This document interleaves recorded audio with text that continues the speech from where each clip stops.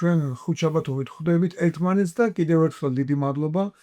იმ ადამიანებს პირველ რიგში, ვისი დამსახურებითაც ხვდებით ერთმანეთს, ვისი დამსახურებითაც ჩვენი გადაცემა არსებობს, ჩვენ სპონსორებს, თანა ვებრძოლებს წიგნისა და ლიტერატურის გავრცელებაში, ადამიანებს, ვისაც უნდათ რომ ასეთი ტიპის გადაცემა არსებობდეს და გამომწერებს ასაკური, თუ გამომწერებზე პირდაპირ არის დამოკიდებული ჩვენი გადაცემა, რომლის ნახვაც სხვათა შორის იმ წიგნების, რომელსაც ჩვენ წარვადგეთ, შეგიძლიათ საბალიდერის აპლიკაცია, სადაც შეგიძლიათ ნახოთ უამრავი წიგნი,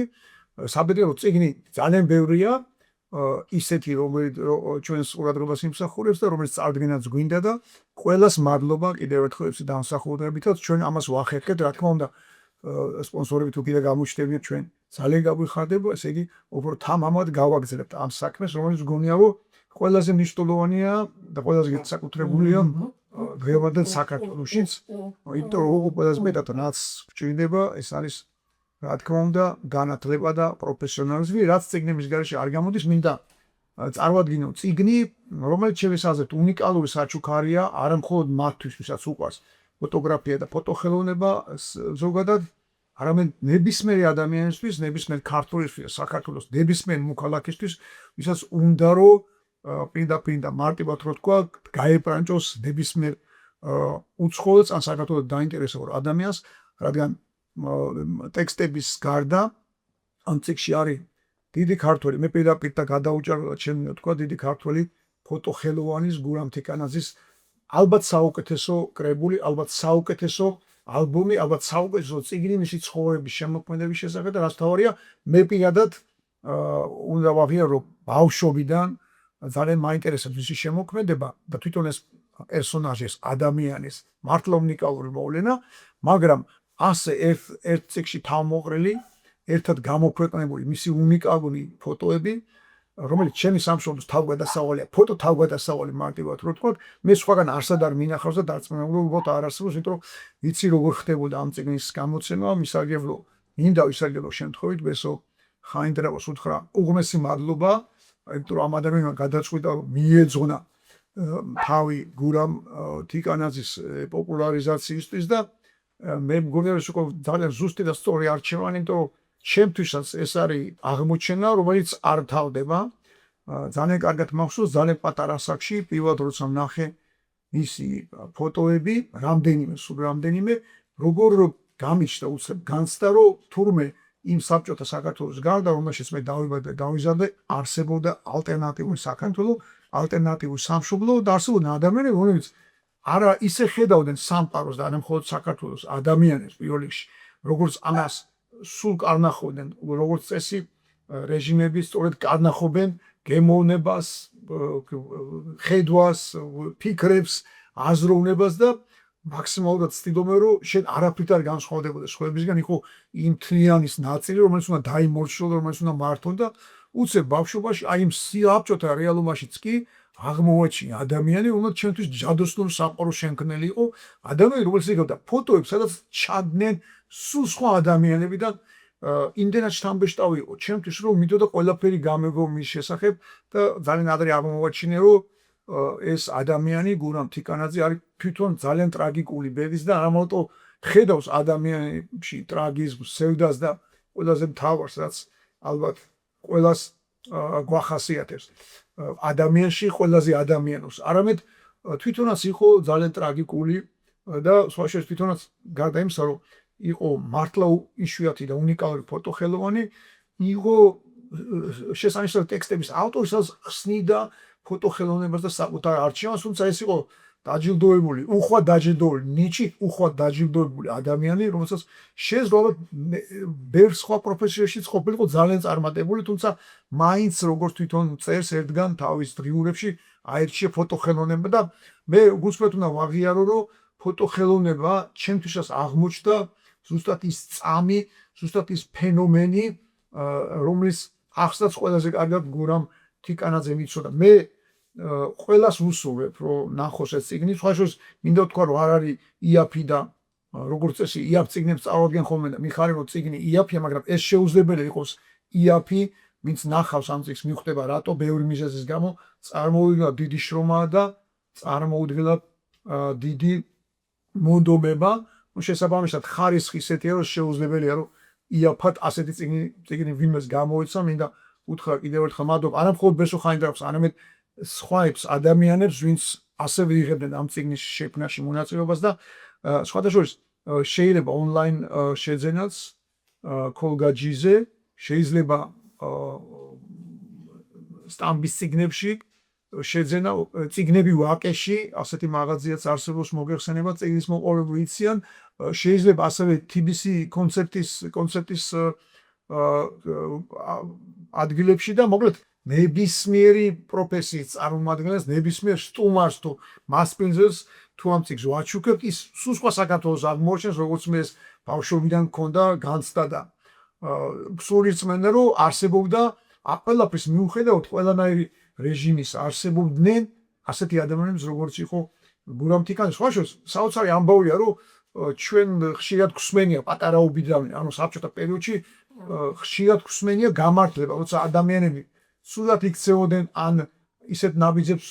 დგამდნენ, რასაც ჩვენ მე კონფორმის უწოდებით, ყოველთვის თავის ამ ცუდ კონფორმისტულ ნაბიჯებს ხსნიდნენ იმით, რომ დრო იყო ასეთი, გარემო იყო ასეთი, სისტემა იყო ასეთი და მოგეხსენებათ ადამიანმა თუ მოინდომა კონფორმისტული ნაბიჯის გადადგმა, იმდენ იმას გამართლებას მოძევნის, იმდენ მიზეზს მოძევნის, იმდენ არგუმენტს არ დამთავრდება თუ მოინდომა და სწორედ გურამ თიკანაძე იყო ჩემთვის ადამიანი, ისე დამსახურებითაც აღმოაჩინა, რომ თურმე შესაძლებელია ნებისმიერ დროში და გარემოში იყო სრულად განსხვავებული სხვა ადამიანი და სხვაშორის ის არ იყო მარტო და ის არ იყო ერთადერთი და სხვაშორის ვინც იცის მისი ბიოგრაფია თავგადასავალი ალბათ ჩემსავით სულ ემახსოვრება ასეთი უცნაური ამბავი იმის გამო რომ მას გატაცებით ფოტოხელოვნების გარდა დიდი გატაცებით უყვარდა ალპინიზმის და იყო თვითონ შესანიშნავი მთასწვერი და უნიკალური ასოები აქვს განხორციელებოდა ტრავერსი, ანუ რამდენიმე მწვერვალი ერთად, მაგალითად 1950 წლებს 14 წლების ბოლოს 14 მწვერვალი დალაშქრა. 15 მწვერვალზე ასვლა განახორციელა სხვა ჩვენს სახელოვან მთასწორთან ერთად კავკასიონის მასივში და რასაკვირველია ეს პერიოდი, როცა მას არ შეეძლო დაელაშქრა საბჭოთა კავშირის გარეთ მისი ოცნების მწვერვალები, როგორც ყველა ქართველი მთასწორი ოცნებოდა ჰიმალაის მთებში წარმატებას და შემდეგ და მახსოვს რომ სხვებიც იყვნენ და დააგვიანა მწვერვალების გამო დააგვიანა ისაკენ გამოცდებზე და მაშინ უნივერსიტეტის რექტორი იყო ნიკო კეცხოველი, რომელთანაც შევიდა პირდაპირ რექტორი იყო ნიკო კეცხოველი უნივერსიტეტის ჩვენი საამაყო უნივერსიტეტის რექტორი, ჩვენი დედა უნივერსიტეტის რექტორი, მარტივად რო თქვა იონა ჯავახიშვილის გულისხმობ აი მაშინაც კი, აი საბჭოთა პერიოდშიც კი ადამიანები რამდენად მნიშვნელოვანი იყვნენ, კარგი ადამიანები, სწორი ჯანმრთელი აზროვნების და ცნობიერების ადამიანები. ნიკო კეცხოველს რომ უთხრა, რატო და ნიკო კეცხოველი მიხვდა რომ ეს არ არის ჩვეულებრივი ადამიანი, რომ ამ ადამიანს მართლა უნდა სწავლა, მართლა უნდა გამხდარიყო გეოლოგი, მართლა უნდა გამხდარიყო მეცნიერი მკვლევარი, უგავოსოთ ჩარიცხეს ასეთი გამონაკლისი დაუშვეს, იმიტომ რომ მიხვდა ისე გულსვლად ყვებოდა, რატო დააგვიანა გამოცდა, მისავე ასეთი გამონაკლისიც კი ხდებოდა და ნუ ასეთი იყო ნიკო კეცხოველი, ასეთი იყო გურამ თიკანაძე და მინდა კიდევ ერთხელ ყველას მადლობა უთხრა, საოცრებებს აღმოაჩენს 60-იანი წლების, გასული საუკუნის 50-იანი წლების, 80-იანი წლების დამოკიდებულება, სხვათა შორის მისადმი, იმიტომ რომ ის 1963 წელს აგვისტოს, ბოდიოს 27 აგვისტოს ტრაგიკულად დაიღუპა შხარაზე, არ არსებობს შხარას გავხედო და არ გამახსენდეს გურამ თიკანაძე და ყველას კიდევ ერთხელ ვუსურვებ ამ წიგნის წაკითხვას, თუ ვერ შეიძენს ითხოვოს მაინც და თუ შეიძენს იქნება ბედნიერი თვითონაც და აუცილებლად გააბედნიერებს ყველას, ვინც ამ წიგნს ნახავს, ვინც ამ წიგნს გაეცნობა და თავიდან აღმოაჩენს გურამ თიკანაძეს, რომელიც დიდი სახელია, დიდი ვარსკვლავია, მე თუ მკითხავთ ერთ-ერთი მთავარი და მანათობელი ვარსკვლავი საქართველოს ისტორიაში. მადლობა ყველას პირველ რიგში, ვინც ჩვენ ვიყურებს, გვისმენს და აზიარებს და იწონებს ჩვენს გადაცემას. მადლობა მათ, ვინც ჩვენი დონაციის გვერდს, ანუ დახმარების გვერდს თანადგომის მიზნით იპერებს. ეს ყველა იმ ადამიანის დამსახურება, ჩვენი არსებობა, ამ გადაცემის არსებობა. მინდა შეგახსენოთ, რომ ის წიგნები, რომელსაც ჩვენ წარვადგენთ, რომელზეც ჩვენ ვსაუბრობთ, შეგიძლიათ წაიკითხოთ და შეგიძლიათ მათ გაეცნოთ ასევე საბა reader აპლიკაციაზე ეს გადასარევი შესაძლებლობა და აუცილებლად გამოვიდეთ. რაც შეეხება დღევანდელ ციკლს, ეს არის ერთ-ერთი საოცარი წიგნი, მე პირდაპირ შემიძლია ვთქვა, რომ წიგნი, რომელიც ალბათ ყველა ადამიანს დააკმაყოფილებს, ვისაც შემსავით აინტერესებს ტაო-კლარჯეთი, საქართველოს ისტორიული ნაწილი, მეცაც გეტყვით ეს საქართველოს სწორედ ის ნაწილი, საიდანაც დაიწყო ქართული სახელმწიფოს შექმნა, ისტორიის მოყვარებმა ძალიან კარგად იციან, რომ სწორედ სამხრეთ საქართველოში ისტორიულ დიდ მესხეთში, ტაო-კლარჯეთში, როგორც ჩვენ ასევე მოიხსენიებთ ხოლმე, ზემო ქართლში, ასევე როგორც ზოგიერთ წყარებში მოიხსენიებენ, დაიწყო და დაიბადა იდეა დიდი გაერთიანებული ქართული სახელმწიფოს შექმნისა და ეს იყო დინასტია ბაგრატიონების, რომელიც დაკავშირებულია სპექტთან და შემდეგ კლარჯეთთან, ტაოსთან, იმ ნაწილთან საქართველოში, რომელიც სამწუხაროდ საქართველოს სახელმწიფოს აღარ ეკუთვნის და ეს ტერიტორიული ისტორიული საქართველოს ისტორიული წარსული არის ჩვენი მეზობელი თურქეთის სახელმწიფოს შემოდგომაში, თუმცა ისტორიკოსებისთვის და ისტორიით დაინტერესებული ადამიანებისთვის ძალიან კარგად არის ცნობილი, რომ ამ ტერიტორიის საქართველოს ამ ნაწილის დაკარგვა დაიწყო გაცილებით ადრე, ვიდრე ეს გაჩნდებოდა ოსმალეთის იმპერია და სკოლის სახელმძღვანელობიდან ყველას გვახსოვს, სკოლის პროგრამებიდან უпростоრად ყველას გვახსოვს დიდი ქართველი მწერლის კონსტანტინე გამსახურდიას დიდოსტატის მარჯვენა, დიდოსტატის კონსტანტინეს მარჯვენა, როგორც მას სულად ჰქვია, რომანი, წიგნი, რომელიც ყველამ ვიცით ალბათ პატარობიდანვე, მაგრამ შეიძლება ყველას არ გვახსოვს, რომ მასში აღწერილი ამბავი სწორედ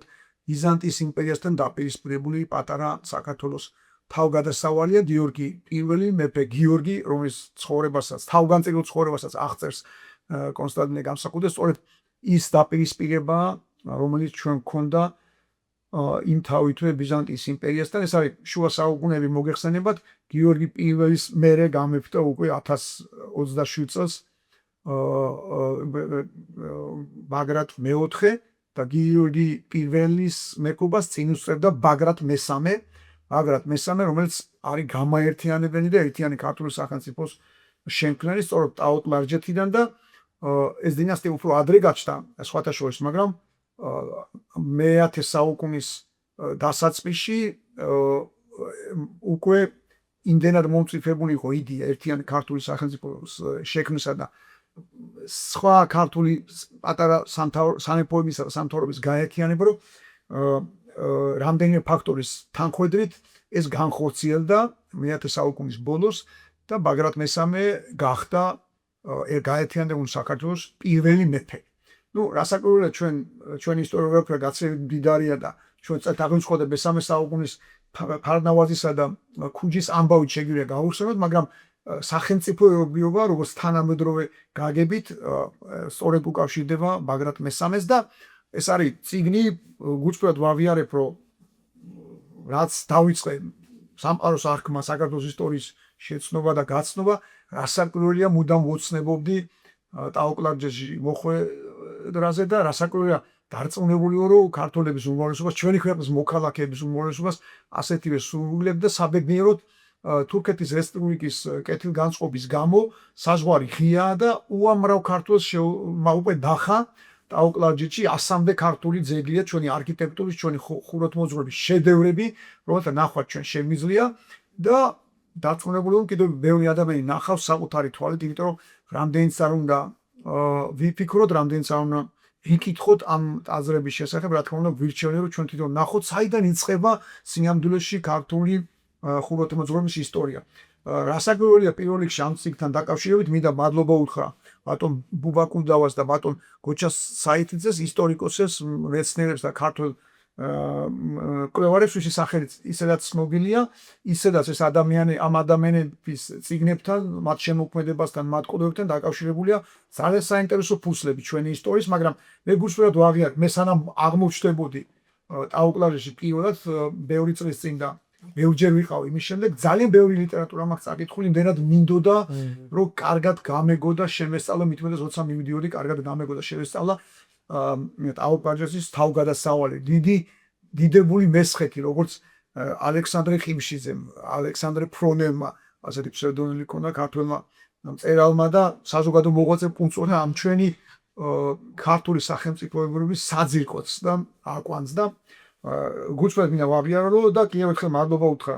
ბუბა კუდაოს განსაკუთრებით ამ გამომცემლობას, იმიტომ რომ ასეთი სრულყოფილი, ასეთი მრავალფეროვანი, ასეთი ბოცულობითი, ასეთ დეტალურად აღწერილი ტაძრების ისტორია, ხუროთმოძღვრების, მესხეთის სამთავროსი, როგორც უწოდებდნენ საათაბაგოსი და არამხოლოდ ჯაყელების დეტალურად რა წინაპირობები ქონდა, ესე იგი ბიზანტიასთან დაპირისპირებიდან მოყოლებული, როგორც დავკარგეთ ჯერ სპერი, მერე დანარჩენი ნაწილი ამ დიდებული მესხეთის და ბოლოს ისე აღმოჩნდა, რომ 1578 წელს სამხრეთ დასავლეთ ნაწილი საქართველოს ისტორიული ნაწილი აღმოჩნდა ოსმალეთის იმპერიის შემადგენლობაში, ეწოდა გურჯისტანის ვილაიეთი ან ახალციხის საფაშო, ასეც უწოდებდნენ და 1829 წელს მოხერხდა ნაწილობრივ დაბრუნება ამ ჩვენი ისტორიული ტერიტორიის იმის გამო, რომ რუსეთის იმპერიამ გენერალ პასკევიჩის მეთაურობით შეძლო რამდენიმე წარმატების მიღწევა, თუმცა უნდა ვთქვათ, რომ მათ შორის იყვნენ ქართველებიც ძალიან ბევრი, ვინც ასრულებდნენ იმ ოცნებას, რომელიც ჰქონდა ერეკლე მეფეს და ერეკლე მეორეს სხვათა შორის პირდაპირ ეწერა ერთ-ერთ მუხლად გეორგიევსკის ტრაქტატში იმ ისტორიული მიწების დაბრუნება რუსეთთან. ამდენ ჭირდებოდა მას რუსეთის იმპერია. ქართველებმა იცოდნენ, რომ ეს უნდა მომხდარიყო და ამიტომ ქართველებმა რა თქმა უნდა განსაკუთრებით მიიღეს მონაწილეობა, თუმცა ცუდი ამბავი მოყვა ამას ის, რომ 1829 წელს როცა ახალციხე დაიბრუნა გენერალმა პასკევიჩმა, იმ ქართველების უმრავლესობა, რომელიც უკვე მე-16 საუკუნიდან გადმოსული იყვნენ დანარჩენ საქართველოში, პასკევის თბილისში, სადაც ახლა ამჟამინდელი მოსწავლეთა სასახლეა, იცით, იქ იყო ცენტრი, იქ იყო მეორე შენობი, საიდანაც სამხედრო იერარქია იმართებოდა მთელი კავკასიის და მეფის ნაცვალი ან მთავარმართებელი სწორედ იმ შენობაში იყო, სადაც ჩვენ ბავშვობაში დავდიოდით როგორც პიონერთა სასახლეში და ახლა მოსწავლეთა სასახლე ქვია, სწორედ იქ მიაკითხეს ქართლში, კახეთში, გურიაში, რაჭაში, იმერეთში, სამეგრელოში გადმოსახლებულმა წარმოშობით მესხებმა თავისი სიგელ გუჯრებით, რომ ეჩვენებინათ, დაემტკიცებინათ და აეხსნათ პასკევიჩისთვის, რომ ისინი იქ იყვნენ დაბადებული, მათი წინაპრები იქიდან მოდიოდნენ და მოთხოვეს უკან დაბრუნება. სამწუხაროდ პასკევიჩმა არც ერთი ქართველი არ დააბრუნა, არც ერთ ქართველს არ მისცა უფლება, რომ დაბრუნებულიყო. ეს ამის ხაზგასმა იმიტომ დამჭირდა, რომ ზუსტად ვიცოდეთ სიამძვეში რატო დაიბრუნა რუსეთის იმპერიამ ახალციხე, დაუბრუნა რუსეთის იმპერია და არა ჩვენ, იმიტომ რომ არც ერთ ქართველს არ მისცეს უფლება, რომ დასახლებულიყო იქ, სადაც მისი წინაპრები ცხოვრობდნენ. ნუ სხვებს მისცეს უფლება, ქართველებს არ მისცეს არავითარ შემთხვევაში და სხვა შორის ჩვენ დაუკვირდების დროს შევძელით შეუძლებელი. სინამდვილეში თავისუფლება და დამოუკიდებლობას რა უპირატესობა აქვს, ძალიან კარგად ჩანს 1918-21 წლების მაგალითზე, როცა ქართულმა არმიამ შეძლო და დაიბრუნა ისტორიული საქართველო. თუ გინახავთ ძველი საქართველოს რუკები, რასაც ახლა საქართველო ეწოდება, ოფიციალურად საერთაშორისო აღიარებული თითქმის ერთი იმდენი არის ისტორიული დაუგლარჯეთი და გენერალ კვინიტაძის და სხვა ქართველი გენერლების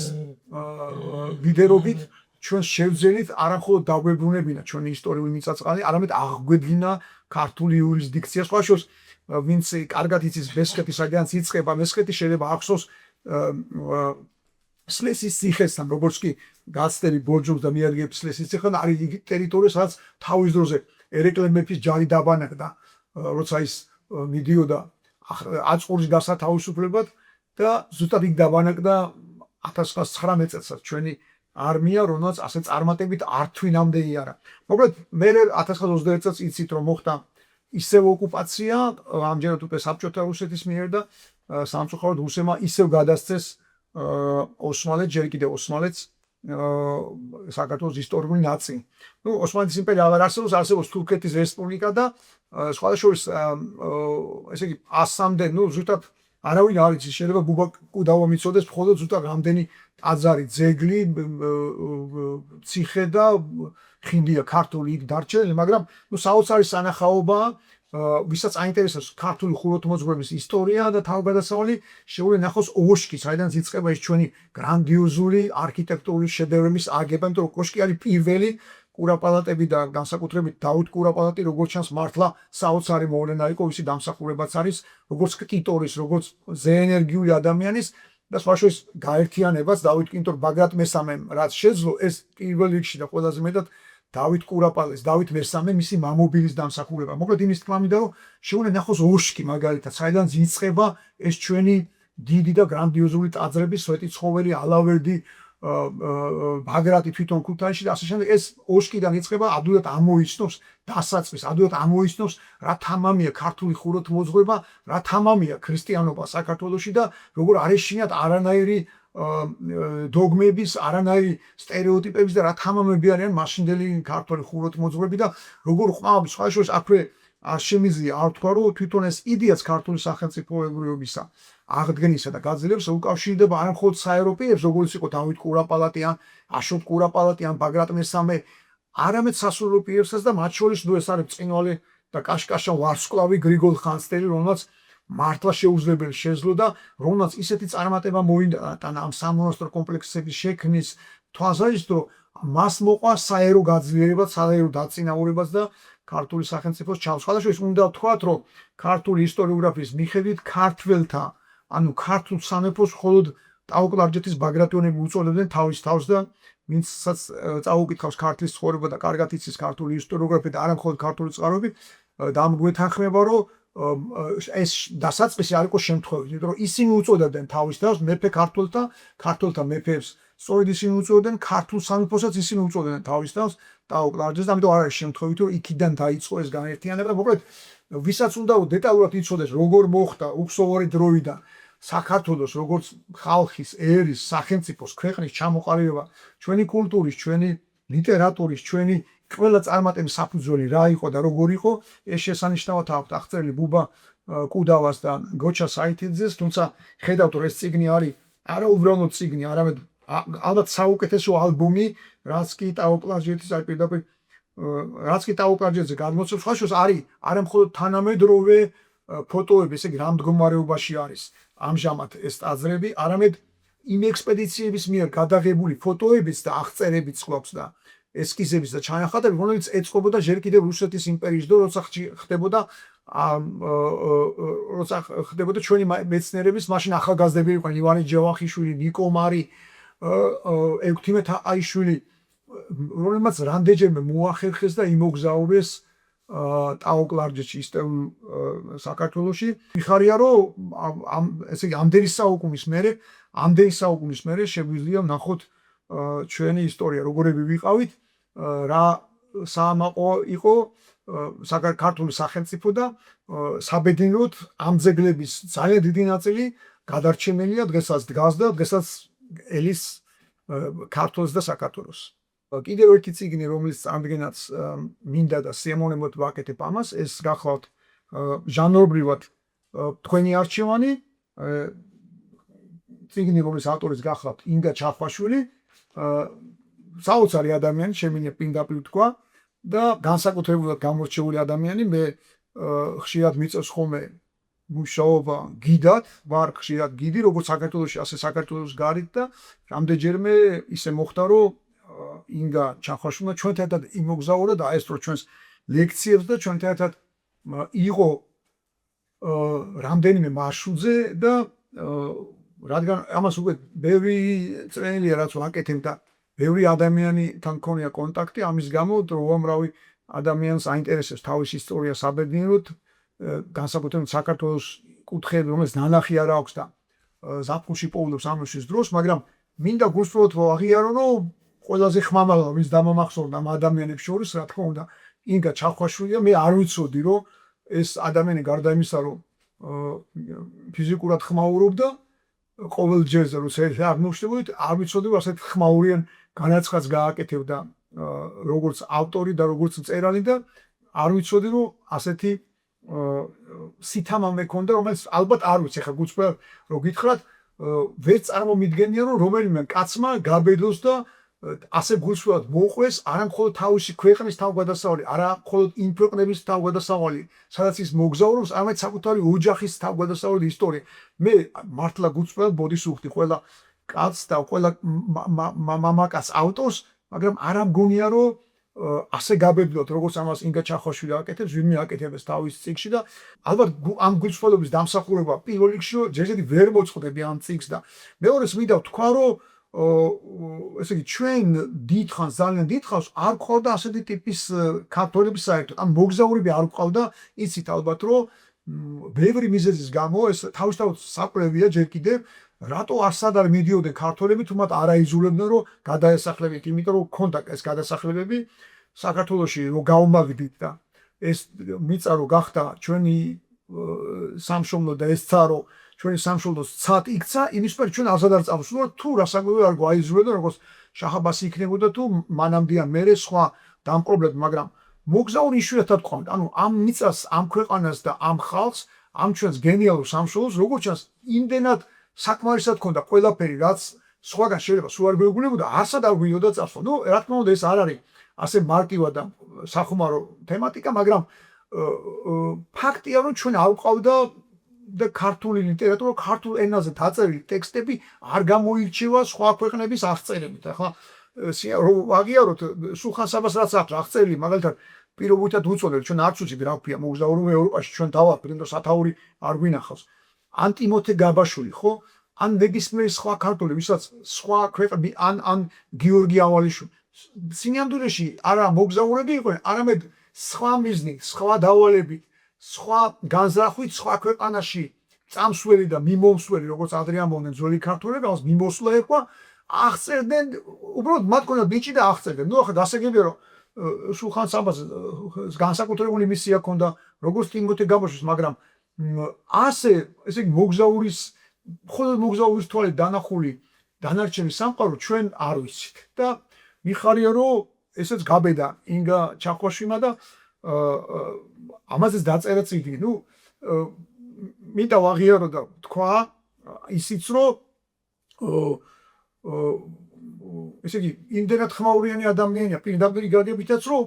ფიქრობდი როგორ შეიძლება მოძებნოს სიჩუმე ასეთი წიგნის დაწერისთვის, მაგრამ როგორც ჩანს ადამიანი არის ბოლომდე შეუცნობელი, ამოუცნობი და ვერ ამოვიცანი მასში ასეთი ავტორი და მინდა მიულოცო ისარგებლო შემთხვევით მიულოცო იმას მოუყოლელი ამბები ქვია. მე როგორც სუბიექტურად მეჩვენება ასეთი წიგნის ავტორები ასეთი ნიცლო აღმოაჩენს ადამიანი თავის თავში, ის ვეღარც გაჩერდება და ალბათ აღარც გაჩერდება და ალბათ კიდე მომიწევს ინგა ჩახვაშვილის სხვა წიგნის წარდგენა. სანამ ეს მოხდება, გისურვებთ ამ წიგნს ყველას როგორც აღმოსაჩენს აუცილებლად და